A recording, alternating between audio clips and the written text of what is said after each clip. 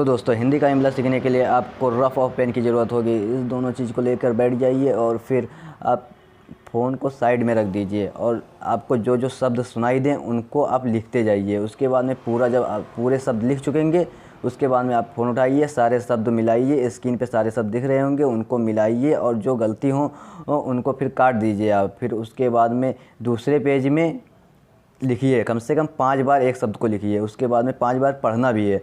उसके बाद में कमेंट भी कर देना कि कितनी आपकी गलती हुई है। तो अब हम सीखेंगे फास्ट इमला लिखना। तो इस कहानी का नाम है हरिश्चंद्र का प्राण। तो इसको ऊपर हेडिंग डाल लीजिए और फास्ट इमला लिखना स्टार्ट कर दीजिए।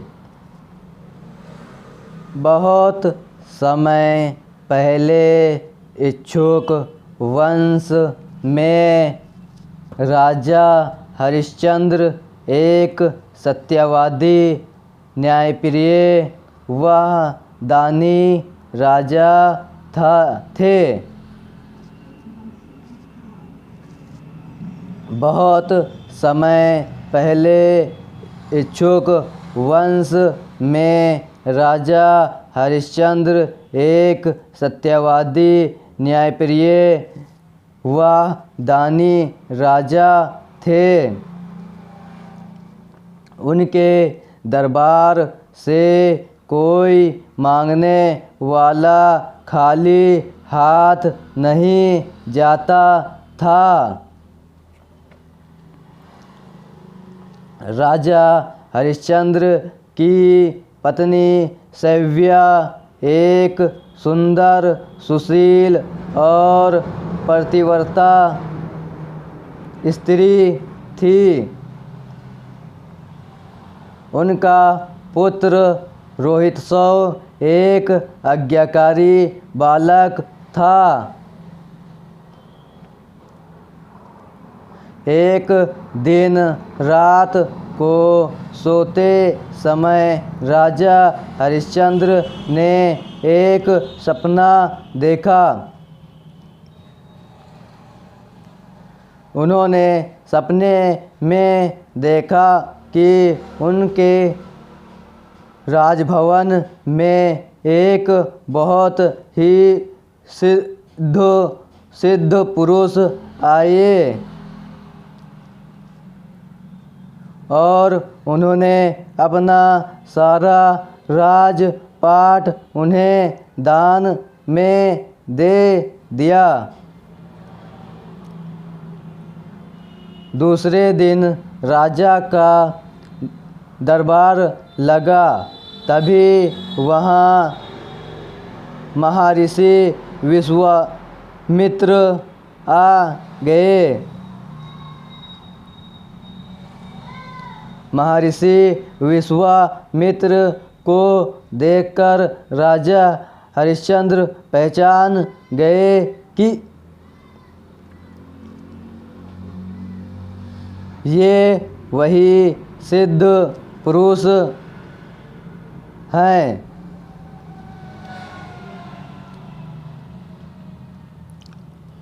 जो रात में उनके सपने में आए थे।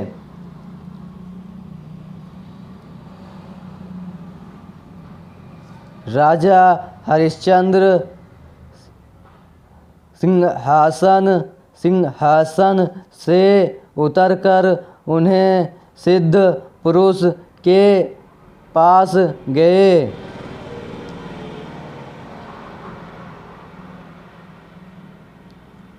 उन्होंने उनके पैर छुए और आदर के साथ महल में ले आए। यह सिद्ध पुरुष कोई और नहीं महर्षि विश्वामित्र ही थे।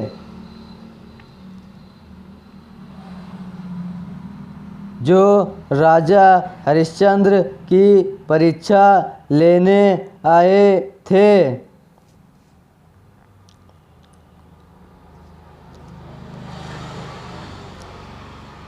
महर्षि विश्वामित्र ने राजा से दक्षिणा महर्षि विश्वामित्र ने राजा से दक्षिणा मांगी। तब राजा हरिश्चंद्र ने अपने मंत्री को आदेश दिया,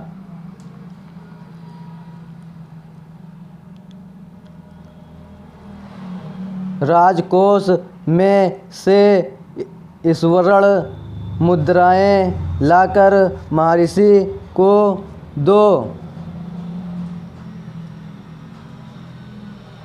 राजा की बात सुनकर विश्वामित्र बोले,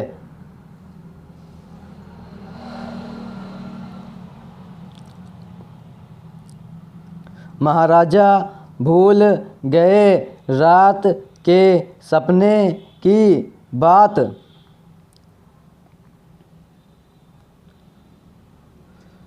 तुम तो अपना सारा राज्य दान कर चुके हो।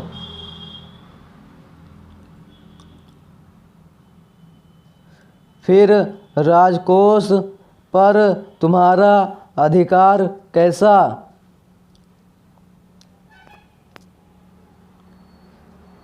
तुम मुझे उसमें से दक्षिणा नहीं दे सकते हो।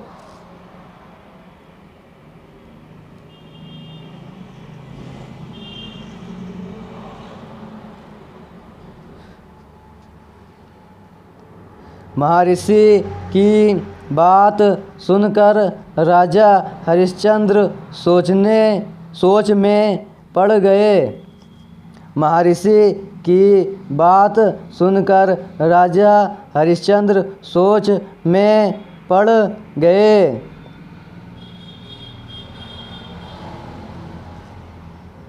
वे मन ही मन सोचने लगे,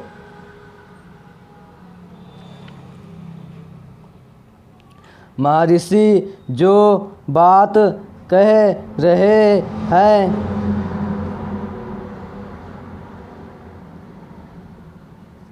वो बात तो सच है।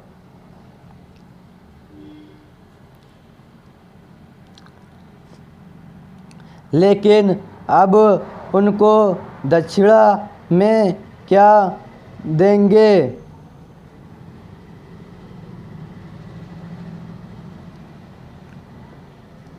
उन्होंने मन ही मन अपने आप को बेचने का निश्चय किया।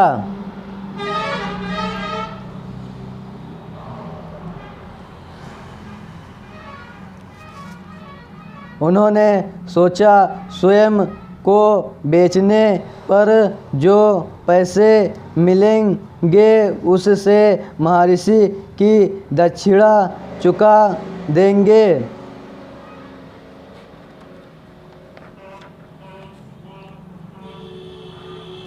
अपने कार्य को अंजाम देने के लिए वह अपनी पत्नी और बेटे को साथ लेकर काशी निकल पड़े।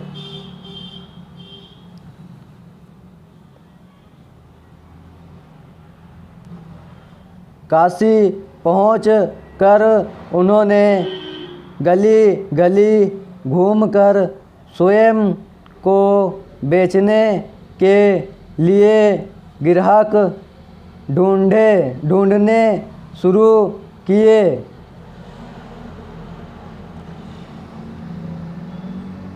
दो तीन दिन निकल गए।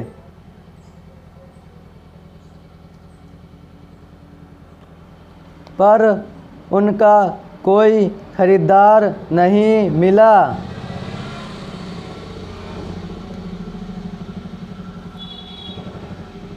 तपती धूप में भूखे प्यासे पैदल चलते चलते उनकी पत्नी व पुत्र का हाल बहुत बुरा हो रहा था।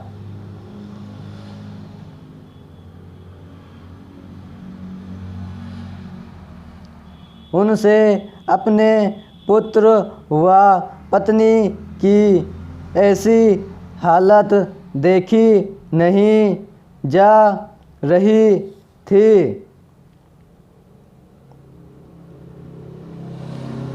उन्होंने स्वयं को बेचने की बहुत कोशिश की।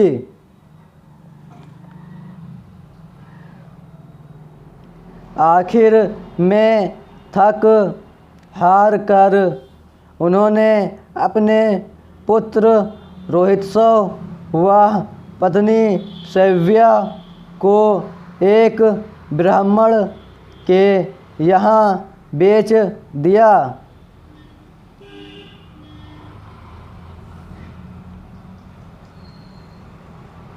उनको बेचते ही उन्हें स्वयं का खरीदार भी मिल गया और उन्होंने स्वयं को भी शमशान घाट के डोम को बेच दिया।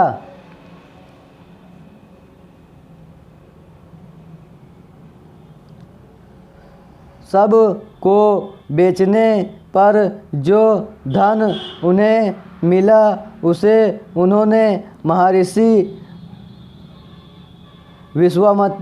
विश्वामित्र की दक्षिणा चुका दी। रानी सव्या महारानी से नौकरानी बन गई।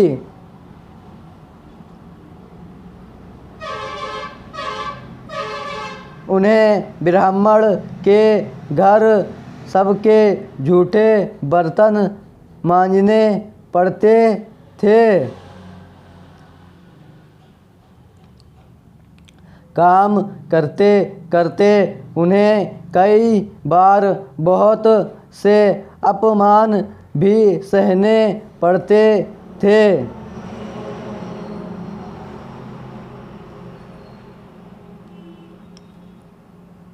राजा हरिश्चंद्र भी अब महाराजा से डोम बन गए।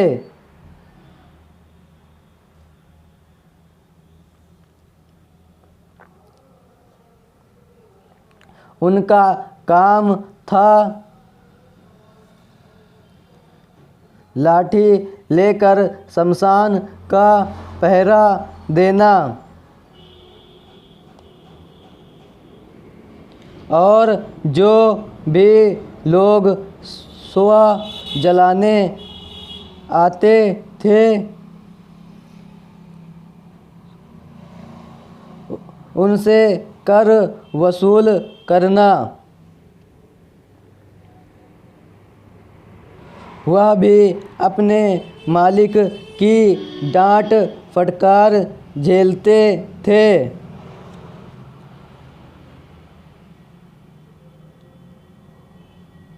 एक दिन रानी सव्या ब्राह्मण के यहाँ बर्तन मांज रही थी। उनका पुत्र रोहितसव खेल रहा था।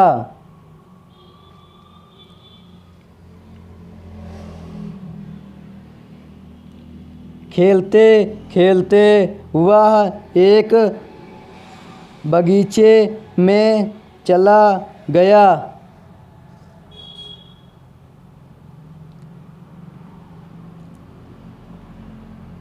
बगीचे में खेलने में रोहितसव को बहुत मज़ा आ रहा था।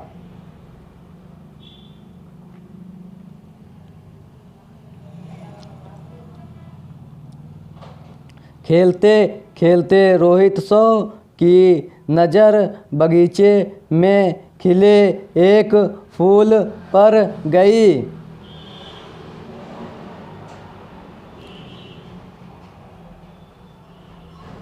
वह फूल बहुत सुंदर था।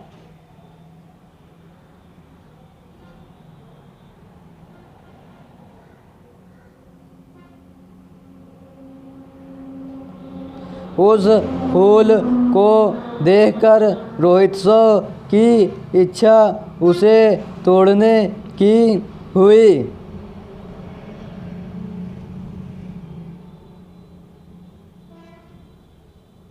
पर जैसे ही वह फूल तोड़ने लगा,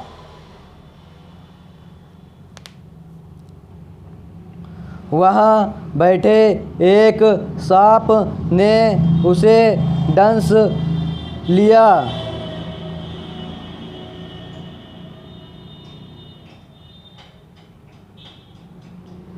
सांप के डसने से रोहित्सव की मृत्यु हो गई।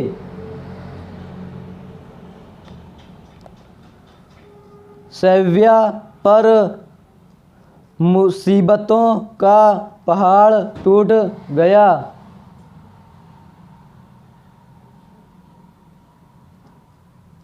पहले ही इकलौती पुत्र की मृत्यु का सदमा, फिर ऊपर से उसे उसके पति के बारे में भी कुछ पता नहीं था।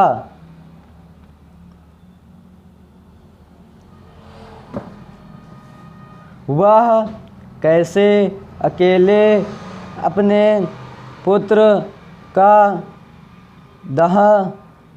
दाह संस्कार करेगी।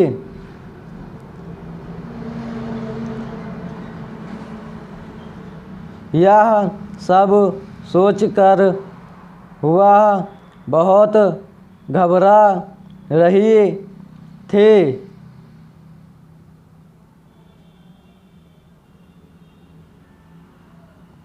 पर उसने हिम्मत नहीं हारी।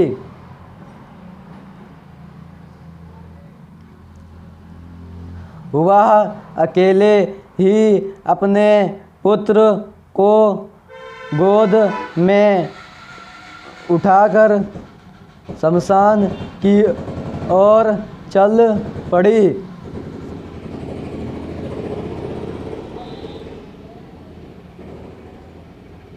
शमशान पहुँच कर सैव्या ने देखा वहाँ पहले से ही बहुत शव जल रहे हैं।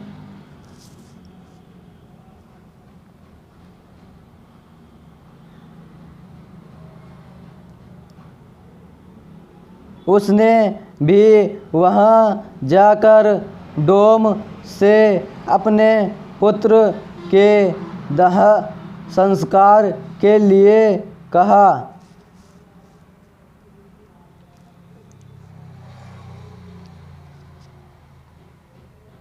डोम बने राजा हरिश्चंद्र ने जब पीछे मुड़कर देखा तो पहले तो उन्होंने मैले कुचैले कपड़ों में रानी सैव्या को पहचान नहीं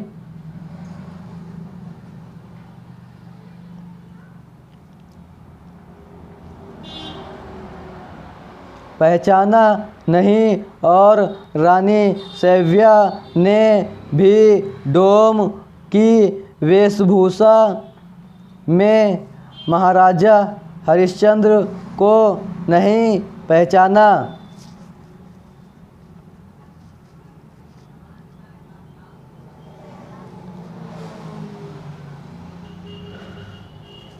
थोड़ी देर बाद जब दोनों ने एक दूसरे को पहचाना और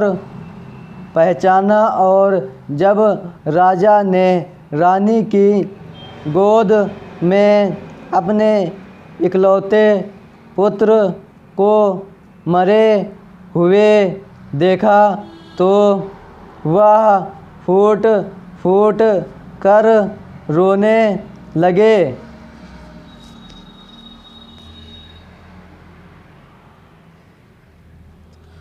उन्होंने अपने बेटे के मरने का बहुत दुख हुआ।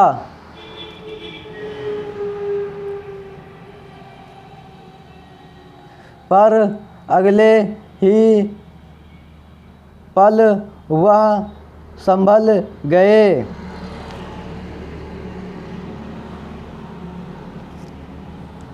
दुख की इस घड़ी में भी वह अपने कर्तव्य पालन से पीछे नहीं हटे।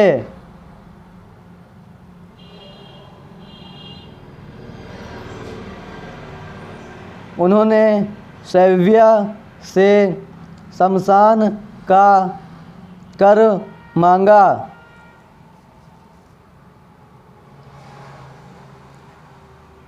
सैव्या के पास तो कुछ भी नहीं था।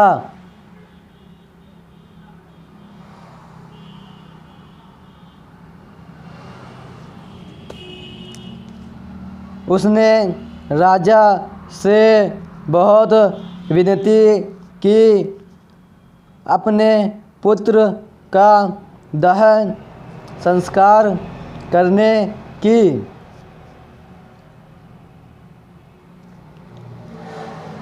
पर राजा बिना कर लिए दाह संस्कार करने के लिए टस से मस नहीं हुए।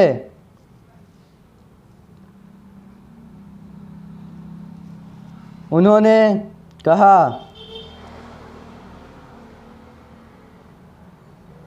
मैं अपने मालिक के साथ धोखा नहीं कर सकता।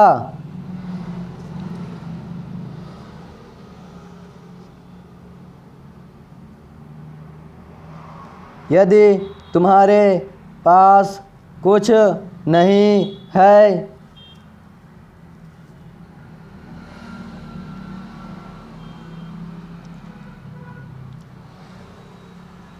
तो तुम्हें अपनी आधी साड़ी फाड़कर मुझे दे दो।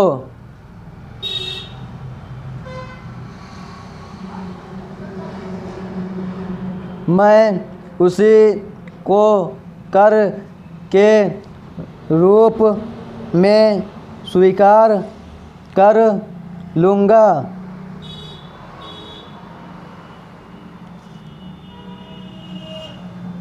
रोती बिलखती सैव्या ने अपनी पहनी हुई साड़ी में से आधी साड़ी फाड़ना शुरू किया ही था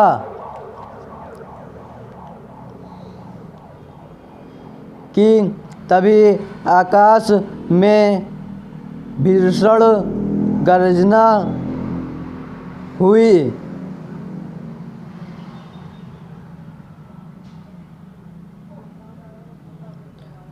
और विश्वामित्र प्रकट हो गए। उन्होंने हरिश्चंद्र से कहा,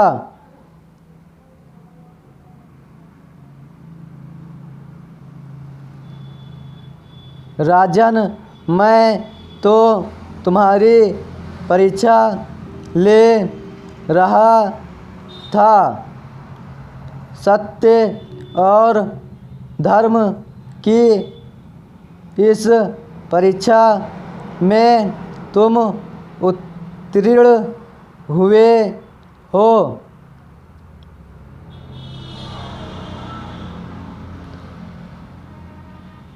तुम वास्तव में सत्यवादी हो।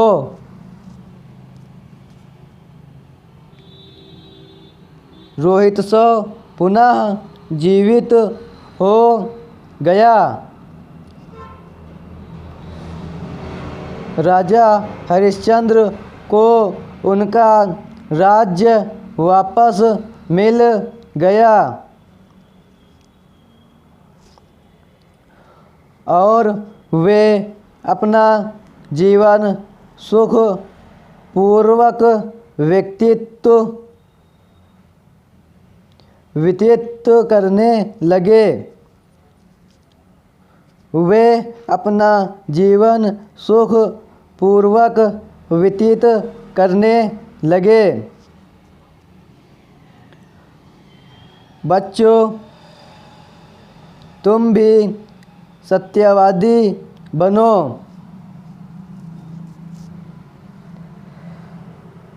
सदैव सच बोलो। अपने किए वादे से कभी नहीं मुकरो।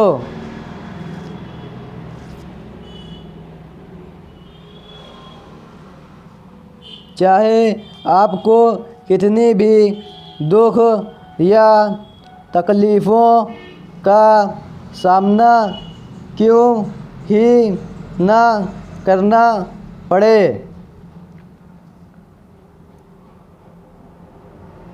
शिक्षा। इस कहानी से हमें यह शिक्षा मिलती है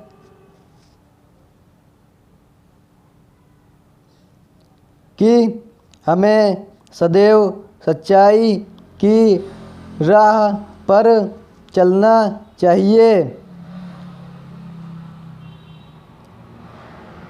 चाहे इसके लिए हमें कितनी भी मुसीबत क्यों ना उठानी पड़े। फ़ोन उठाइए, सारे शब्द मिलाइए, स्क्रीन पे सारे शब्द दिख रहे होंगे, उनको मिलाइए और जो गलती हो उनको फिर काट दीजिए आप। फिर उसके बाद में दूसरे पेज में लिखिए, कम से कम 5 बार एक शब्द को लिखिए। उसके बाद में 5 बार पढ़ना भी है। उसके बाद में कमेंट भी कर देना कि कितनी आपकी गलती हुई है।